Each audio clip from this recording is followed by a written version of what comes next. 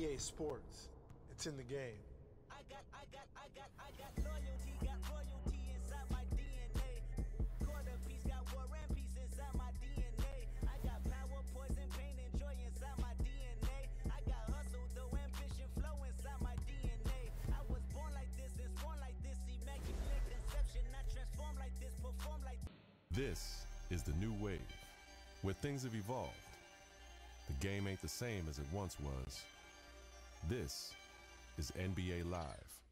Here, you can be the one and shine like the league's best. Anybody can get shook or dunked on or crossed up. And your newfound control over your strength, skills, and style is a beautiful thing. So do you want to be the one or the one who gets left behind? You have the ability to dominate on both ends of the court. It's all in your hands now.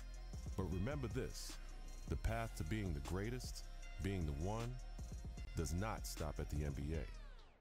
The game continues in the playgrounds, the schools, and the local gyms. This is where every real player developed their love for the game, where they paid their dues, earned their reps, and rode their own wave. From pickup games at the Rucker, to Pro-Am games at the Drew, to the bright lights of the NBA. The paths to greatness are limitless. And trust me, this game ain't the same. Are you ready to be the one?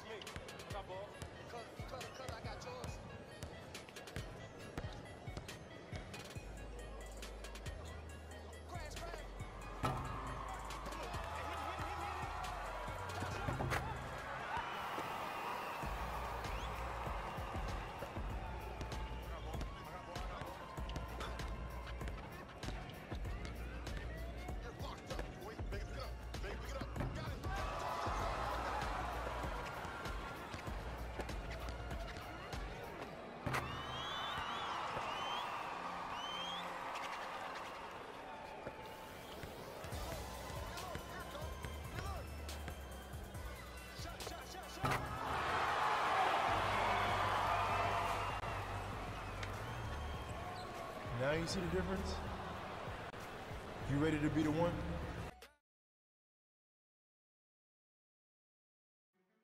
Like millions of other kids, you dreamed of one day being in the NBA. You wanted to be a star, and someday to rise above and become the greatest to ever play. You dreamed of being the one. But the road to stardom is never easy. There are obstacles, injuries, and disappointments. Adversity is universal. It can happen to anyone at any time. And one day, it happened to you. You went from being a guaranteed lottery pick to a kid who may never even play college ball again.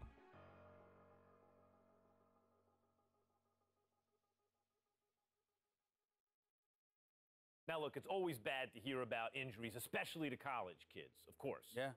But Stephen A. Smith, this one is particularly disheartening because we are 2 weeks into the season and one of the top NBA prospects in the country goes down potentially with a season-ending injury, a knee injury. That's a killer. I couldn't agree more. When I heard he was carried off the floor today, all you can do is find yourself hoping that he'll make it back. That's the bottom line. But my heart goes out to him because I didn't expect this. This is a devastating injury. It's never good to have something like this happen to you. The team doctor broke the news. Torn ACL, sprained MCL, and a torn meniscus. Surgery was scheduled, but your game will likely never be the same. At the 2016 NBA draft, your name is still mentioned. Not as a prospect, but as a cautionary tale.